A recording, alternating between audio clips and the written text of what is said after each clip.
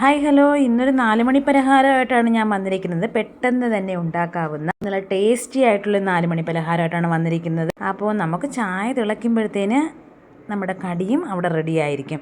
അപ്പോൾ അത്രത്തോളം സോഫ്റ്റ്നെസ് ആണ്. അപ്പോൾ വീഡിയോ സ്കിപ്പ് ചെയ്യാതെ കാണണേ കൂട്ടുകാരെ, നല്ല അടിപൊളി ഒരു സ്നാക്സ് ആണ്. അപ്പോൾ നമുക്ക് പോകാം വീഡിയോയിലേക്ക്.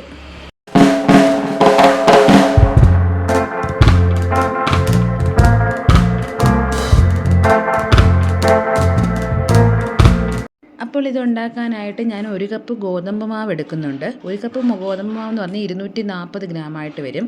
പിന്നെ ഇതിൻ്റെ തന്നെ 1/2 കപ്പ് റവയും എടുക്കുന്നുണ്ട്. നല്ല വറുത്ത റവയാണ് എടുത്തിരിക്കുന്നത്. ഇതിലേക്ക് ഞാനൊരു 1/2 സ്പൂൺ ഉപ്പും 1/4 സ്പൂൺ സോഡാപ്പൊടിയും കൂടെ ചേർക്കുന്നുണ്ട്. പിന്നെ ഇവിടെ ഞാൻ ഒരു 4 പാളയംതോടൻ പഴം എടുത്തിട്ടുണ്ട്. പഴം നമുക്ക് മിക്സിയുടെ ജാറിലിട്ട് നല്ലതുപോലെ ഒന്ന് പേസ്റ്റ് രൂപത്തിലാക്കി എടുക്കുക. ഇതും കൂടെ ഈ മാവിനകത്തോട്ട് ഒഴിച്ചു കൊടുത്തതിന് ശേഷം ഒരു 150 ഗ്രാം ശർക്കര ഞാൻ എടുത്തിട്ടുണ്ട്. ആ ശർക്കരയും കൂടെ ഇതിനകത്തോട്ടൊന്ന് ഉടച്ച് നല്ലതുപോലെ, ഞാൻ പാണിയൊന്നും ആക്കിയിട്ടില്ല, അല്ലാതെ തന്നെ ചീകിയിട്ട് നമ്മുടെ സ്പൂൺ വെച്ച് ഉടച്ച് എടുത്തതാണ്. എന്നിട്ട് അതും കൂടെ ചേർത്ത് നല്ലതുപോലെ ഒന്ന് കുഴച്ചെടുത്തതിന് ശേഷം ഇങ്ങനെ നീളത്തിലൊന്ന് ഞാൻ പിടിക്കുന്നുണ്ട്. അത് നീളത്തിലോ പിന്നെ വട്ടത്തിലോ ഏത് ആകൃതി വേണമെങ്കിലും നമ്മുടെ ഇഷ്ടത്തിനനുസരിച്ച് നമുക്കത് ഷേപ്പാക്കി എടുക്കാം. അത് ഷേപ്പാക്കി എടുത്തതിന് ശേഷം ഞാനിവിടെ കുറച്ച് പച്ചരി ആട്ടിയതിരിപ്പുണ്ടായിരുന്നു, നമ്മുടെ അപ്പത്തിൻ്റെ മാവ് ഇരിപ്പുണ്ടായിരുന്നു. അതിനകത്തോട്ട് 1/4 സ്പൂൺ ഏലക്കാപ്പൊടി ഇട്ട് ഇളക്കി നന്നായിട്ട് ഇളക്കിയതിന് ശേഷം നമ്മൾ ഷേപ്പ് ചെയ്ത് വെച്ചിരിക്കുന്ന ഓരോ ബോളും എടുത്ത് ഇതിനകത്തോട്ട് മുക്കിയതിന് ശേഷം കുറച്ച് റവപ്പൊടി ഉണ്ടല്ലോ, വറുത്ത റവപ്പൊടി, ഞാനിത് വറുത്ത റവപ്പൊടിയിലും കൂടെ മുക്കിയതിന് ശേഷം നല്ല തിളച്ച എണ്ണയിലോട്ട് അങ്ങോട്ട് ഇട്ട് കൊടുക്കുന്നുണ്ട്. അങ്ങനെ ഓരോന്നും ഞാൻ മുക്കിയെടുത്ത് റവപ്പൊടിയിൽ മുക്കിയെടുത്ത് എണ്ണയിലോട്ട് ഇട്ട് കൊടുക്കുന്നുണ്ട് കേട്ടോ.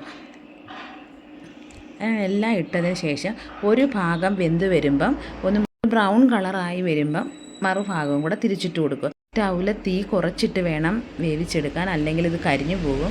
അങ്ങനെ നമ്മളിതെല്ലാം ഫ്രൈ ചെയ്തെടുത്തിട്ടുണ്ട്. നല്ല ടേസ്റ്റി ആയിട്ടുള്ളൊരു 4 മണി പലഹാരമാണ് കേട്ടോ.